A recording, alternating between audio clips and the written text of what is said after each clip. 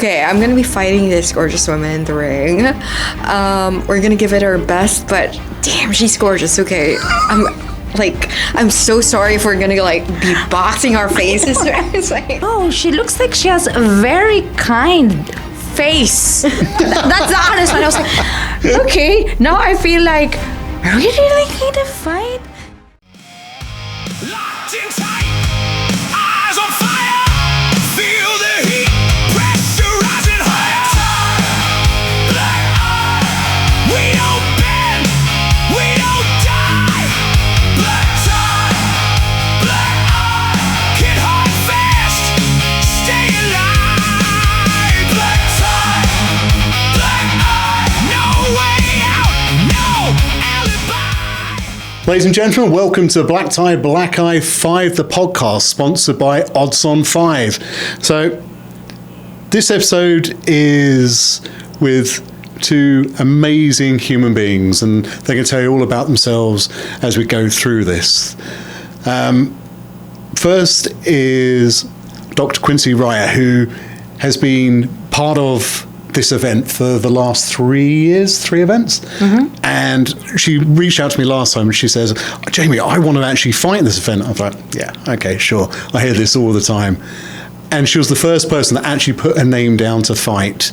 And this is coming from a doctor, okay? And funny enough, we've now got 2 doctors at this event fighting. So one's the American guy called Ben, and he said he wants to sit down and have a good chat with you because, you know, he's talking all doctor speak and I have no idea what that means. So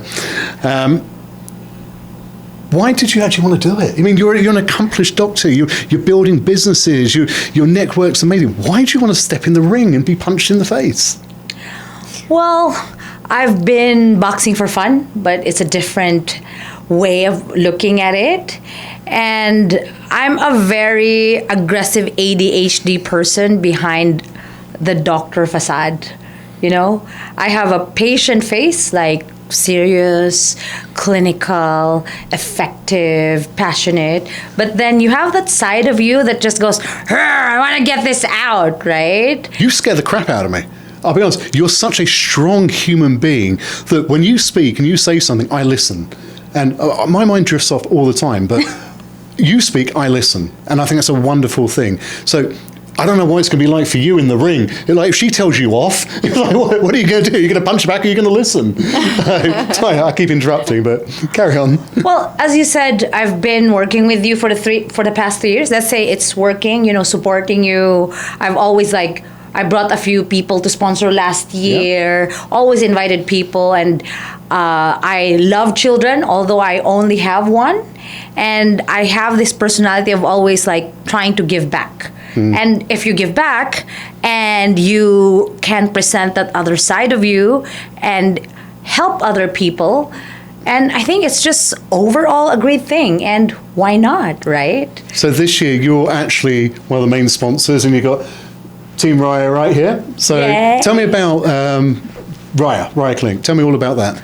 Okay, so basically we're a preventive and regenerative clinic. We do specialized diagnostics to screen cancer, dementia, gut issues very early. Right? We're those few doctors who really don't want you to get sick.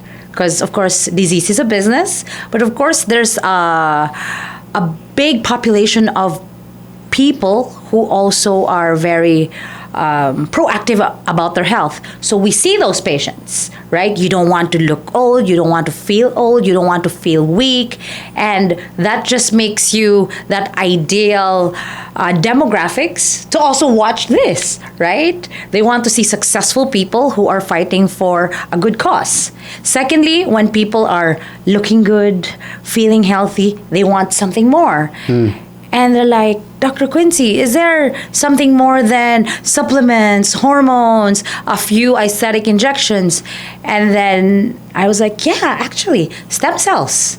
So our clinic has been treating patients with stem cells since 2011. So what are stem cells? Dig that. Okay, so Jamie, you were once a ball of stem cells. When an egg, I've been called worse. right? When an egg and a sperm combine, it grows into multiple cells that, given the right signal, it can be any cell, tissue, or organ in your body.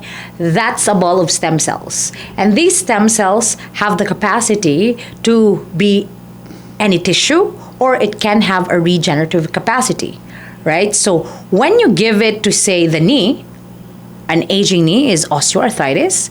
It can actually help regenerate the knee, decrease the pain, and have full range of motion.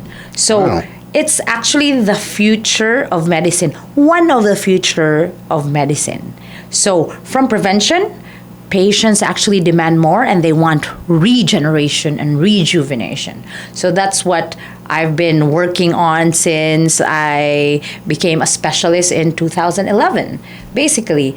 And today we just actually signed our first investor for the first GMP stem cell laboratory in the Philippines. We're opening in October. Wow. We're gonna fix you up, everyone. We can't fix amazing. your brain, but we can fix your knee, and we can fix your. We'll talk about that another time, okay? Not right now. No, I saw an Instagram post a little while ago, and it was, I don't know what it was like a big bag of yellow. Ooh, What okay. what was that? Oh, that's the whole plasma in the body of that patient. So we have this procedure called therapeutic plasma exchange, right? So the plasma is that yellowish part of your blood that carries antibodies, carries immunoglobulins, and as you grow old, you collect inflammatory markers, you collect microplastics, everything that is what you don't want or inflammatory in your body that can cause disease, dementia, cancer. So it is really indicated for people who are severely sick, who has sepsis or autoimmune disease. But as the technology has changed and we are looking at preventive, you can actually use the same therapeutic plasma exchange procedure to cleanse out all those inflammatory markers before you even get sick.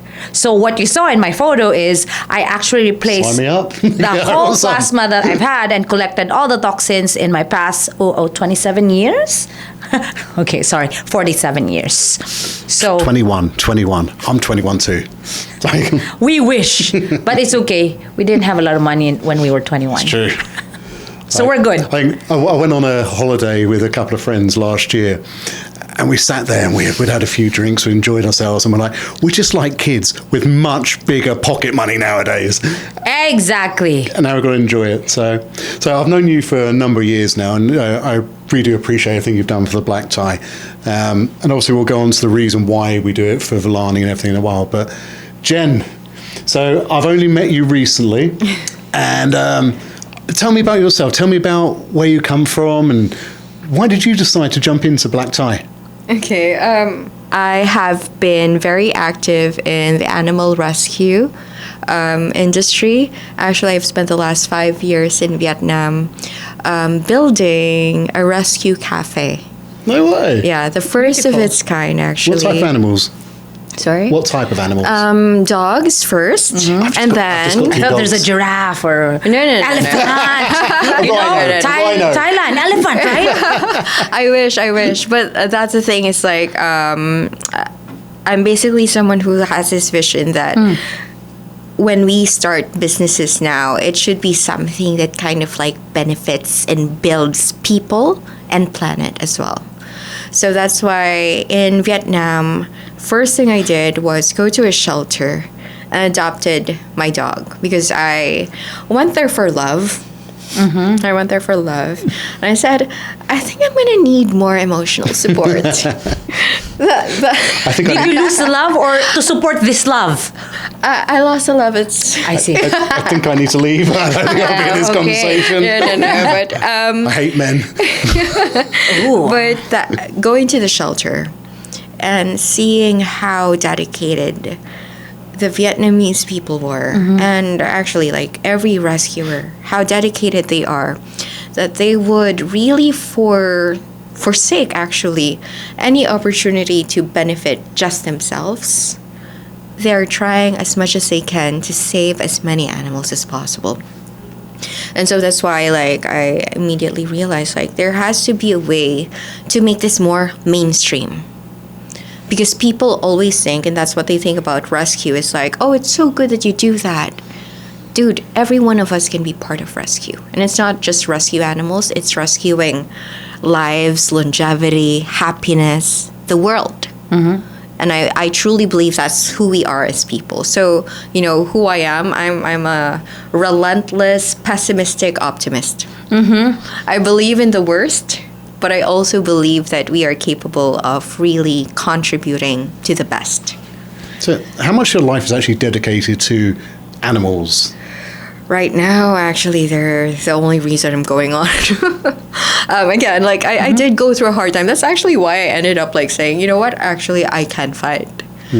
Because I've recently, yes, have gone through a very, very big life change. I've lost everything. Yes. And that's What part happened? of it. If you want to talk about it, if you don't, it's fine. The relationship fell through. The business went to him, even though I founded it. But it's okay. Like, you know, those are things that I'll have to deal with eventually, right? But I went back to the Philippines right away because even when I was in Vietnam, even if I loved the animal rescue industry there so much, the islands of the Philippines were still calling back to me. My people were calling back to me. Is that driving you right now? Yes, exactly. How's that feel? Does that feel? It feels like Passionate. sometimes, like, you know, I still cry every night. You know, Crying's good. Yeah, it is, Come on, it we is, all right? cry.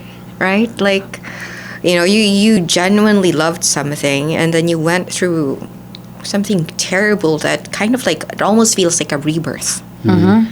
And for 10 years, I've been boxing for fitness, just for fun. And then I was doing some technical boxing just because, like, oh, I can do this, okay. And then when everything went to crap, when I came back here, that's why I actually, like, it's still about purpose. But when I saw Black Tie, Black Eye, this is like the perfect venue to still be able to contribute while facing a different part of myself that's ready for another fight in my life. Oh, that's beautiful. It is. I mean, you've obviously got a bit more experience. You've trained for a few years now where you're new to this. Yet you had a fight that was a good fight, but you said you wanted this fight. You called her out. Why? Why did you say you wanted this fight? This fight specifically? Yeah, this fight here. Oh, this fight. Well, let's put it this way. Two things. I think it's also a time in my life, right? You were talking about male menopause. I'm undergoing female menopause. Well, female menopause. And I said, this is the only chance that I have. And I just wanted to complete the circle with Black Tie because I was always a sponsor, I was always a viewer, but it never seemed complete. So you want to be the star. You want people to see what you're actually doing and feel the emotions along with you, instead of you being watching the emotions. Does that make sense? I would say to play a more active role than just a passive viewer, right? And you're like, okay, my whole experience with Black Tie would be complete after providing the medical care, which thankfully was never needed, you know, providing sponsors, being a sponsor, being a viewer. Now you want to just complete the whole experience and wait, I think I can do that before I hit my milestone of being 50. And you did say, oh, it's so hard to find women. It's so hard to find women. Because I'm a great advocate for women's fights, okay? And it really annoyed me at the last one that I had no women's fights. You kept on ranting about that, actually. Because I did. I did. The first 3 events, I've had women every single one. I've had at least 2 fights. And they're always the best fights on the card because they literally bite down their gum shot and they go for it. And they've got something to prove. And I love that. I love the fact that they're always friends afterwards. And you've got some of the girls there, they literally still go away on holiday with each other from the first one.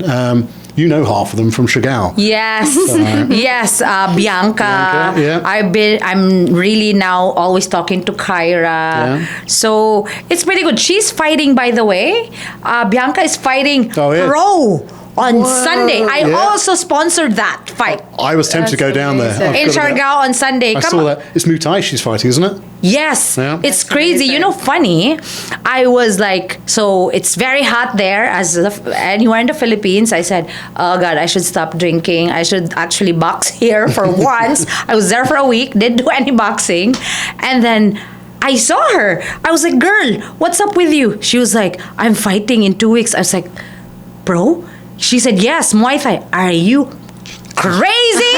She is. She is crazy. She is crazy. She's one of the craziest girls I've ever met in my life. I That's swear. And she's like, they made us run 5 kilometers and then 8 rounds. I was like, that's freaking suicide. For me, this is like, cute, let's have fun, let's box.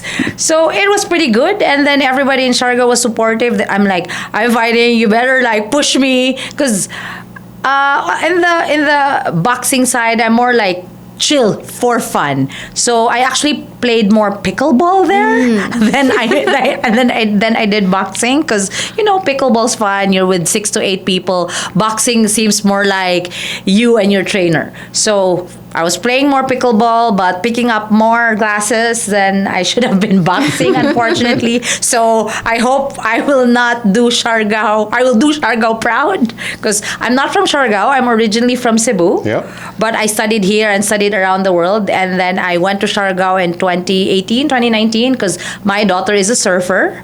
I was Wow. a surfer, a trying hard one, but she was really good. So I said, you know what? We should have some roots here because she wanted to surf 4 to 8 hours a day. And then while she's surfing, Sounds good life. exactly, right? So we have a small house by the beach, which was totally decimated during Odette in 2021. Yeah. I wanted to like dump the place, it was a long-term lease. And then one of my good friends said, hey, you know what? You have a pizza oven and it survived, Odette. And then he said, I can see your daughter loves pizza. I said, okay, what are we doing? He's like, let's open a beach pizza parlor. I said, parlor, okay. You do the prepping. I'm just gonna eat and drink. And my daughter's name is Alexandra, and the name Al sounds Italian, like Al Pacino. So we call it That's Al's true. Beach Pizza. So she surfs, I drink, play pickleball, maybe go CrossFit. So it's a fun place. I'm sure you've been there CrossFit before. Sounds great to me. Do you know been- what? I've never been to Chagall.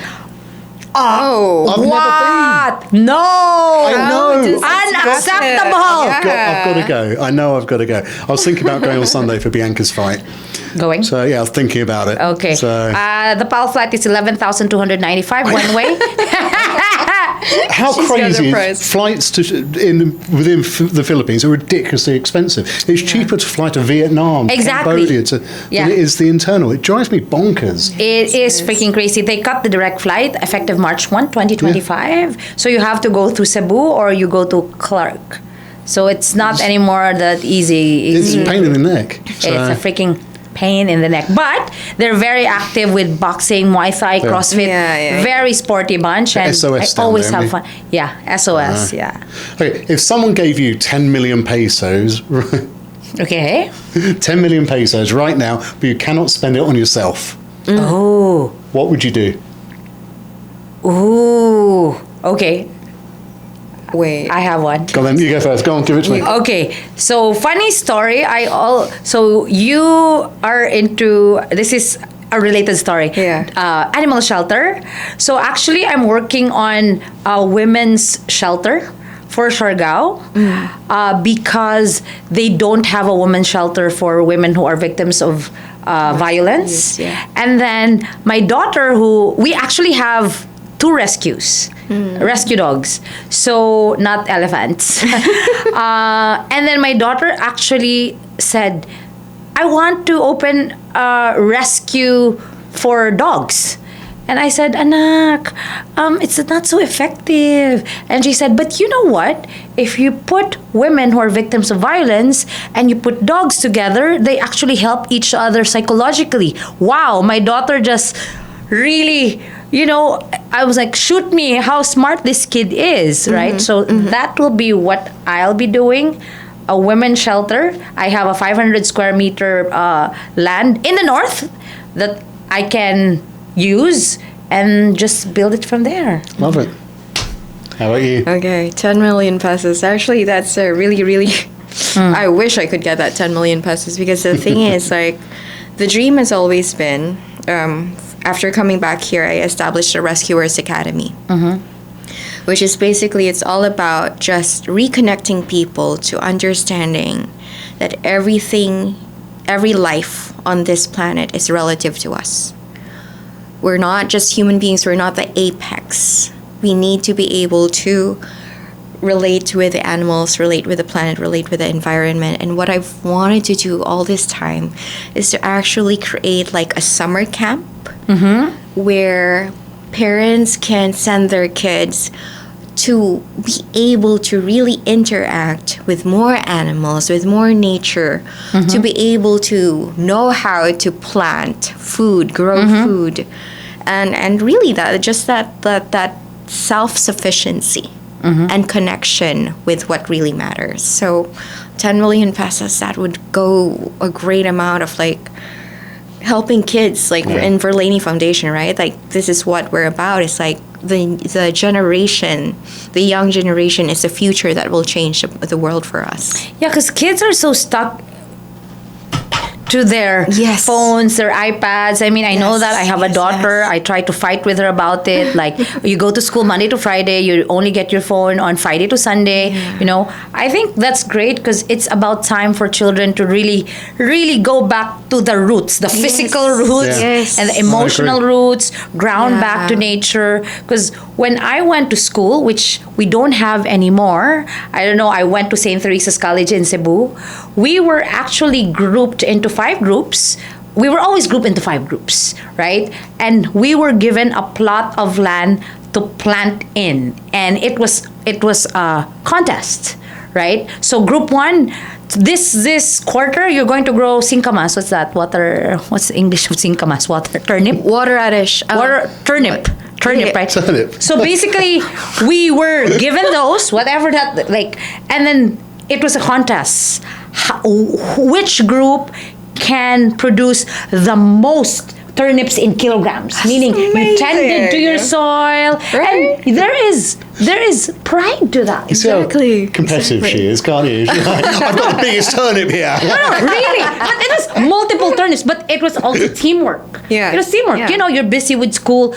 We were in grade school. Right? It was almost like taking care of a baby, a dog, or a cat because it's not running around. But daily, you actually have to go to the plot of land, clear off the grass, water it, and you have to do it every day with that, like, okay, we're going to have the best harvest among the group 1, group 2, Monday group, Tuesday group, Wednesday group. So it's great, but we don't have that anymore. My daughter goes to, a school, and I was like, do you have gardening? No. Do you clean the room?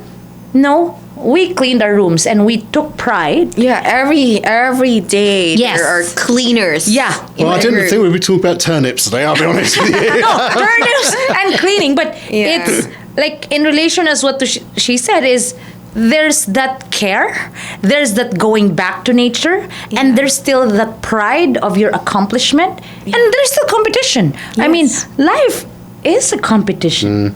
Yes, isn't it? Yes. You go Life to school. Is competition and growth. Exactly. You have grades. You have a business. It may not be a competition among the other businesses in your industry, but it's also somehow a competition within yourself that you can do better than your older self. Yes. Yeah. Well, talking about being a competition, you guys literally just met each other half an hour ago. Yes. What were your first thoughts when you saw each other? Go on, be honest. What's your first thought? Oh my gosh. Am I first? Yeah, go for it. Okay. Well, 1, she's gorgeous. Okay, so I'm like, okay, I'm gonna be fighting this gorgeous woman in the ring. We're gonna give it our best, but damn, she's gorgeous. Okay, I'm so sorry if we're gonna be boxing our faces. It's like, damn. But other than that, like hearing you speak more and more, and this is something that I have so much respect for because I'm in the arts. I'm actually a full-time advertising creative by day. My rescue life is the rest of my life around my work. And I have so much respect for women in STEM. Like, Science, That's- technology, yeah. engineering, and medicine? Yeah. Or Mathematics? Mathematics. Okay. Yes. Okay. And I think that's so Wow. amazing. So I have so much respect, and I'm really excited for this fight. You know, that's- Wow, thank you. I think my first impression was, oh, she looks like she has a very kind face. That's the honest one. I was like, okay, now I feel like, are we really going to fight? Because, you know, the human nature, unless you're defending yourself, right, is we're usually kind and compassionate. It's the I would say a normal, Well, it's fight or flight, I think. I think but kindness is first with minus the fight or flight stimulation. But yes, it's fight or flight. But you know that that's not a bad person. You know what I mean? You're not defending. I mean, if you're gonna touch me and my daughter, I will take a gun and shoot you. she would. With She no, would. with no questions and Yeah. no sense of guilt. Give me a I knife. believe you. I'm gonna slit your throat. But that is fight or flight. But we know here, well, it is fight, but there's no sense of danger from you. You know. There are no knives in the ring, okay? Safety, the same we've got to talk about. Safety is one of the main concerns we have here, okay? There'll be no weapons at the event, but we do use these are the gloves from Fight Day up here. So these are 16-ounce gloves. We wear headgear, groin protectors. We've got doctors on standby, ambulances and nurses. Safety is one of our biggest precautions for this event. So As it should be. yeah, no, it should be, and I won't change that. We've never needed one of them Yeah. in any event. Yeah, never need them. We do medical tests before the event. Everyone has to be signed off, and it's the only way we should be. So, and some people do ask me, can we wear smaller gloves, 12-ounce gloves? The answer is no. No, because we're doing this for a reason. The reason we're doing this is not just for ourselves, it's for Virlanie. Now, Virlanie are very close to my heart, and we're going to talk about more about this in other podcasts, but we're going to go there, I think it's next week or the week after. Can't remember the exact date. I think July 11, July 4. 4. We've got so many dates in the diary at the moment. I remember the dates. Yeah, I forget them all. So you've obviously been there. You've been to the Virlanie Yes, before? I mean, through you, I donated some air conditioning. Oh yeah, of course. Yes. We'll be able to see it this one. We'll get a picture of that. Yes. So you haven't been before. It's a very emotional place to go to, and you start to realise that whatever we're going through in Yeah. life pales into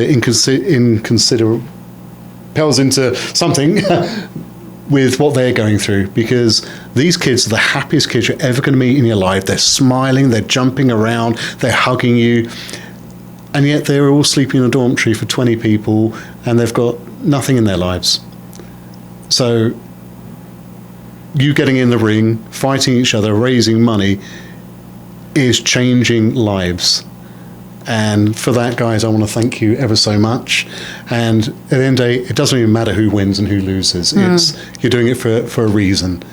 So I want you to go out there, enjoy yourselves, kick the shit out of each other, hug at the end, and realise why we're doing this. So Yeah. thank you very much for coming on today. Thanks And, for having us. We had a lot of fun. Yes. Great meeting you. And let's do this. Let's do this. yeah. Let's do this. So one thing which I haven't told everyone yet, we've got the press conference on, you probably know the date. July 11th. There we go. We'll also be doing the face-off on the helipad that day at Solaire North. So you're going to be up on the top of the helipad. We're going to have drones flying over. It's going to be one of the most iconically beautiful Wow. face-off photos Wow. that I've ever seen. So Okay. enjoy those moments, because I'm jealous.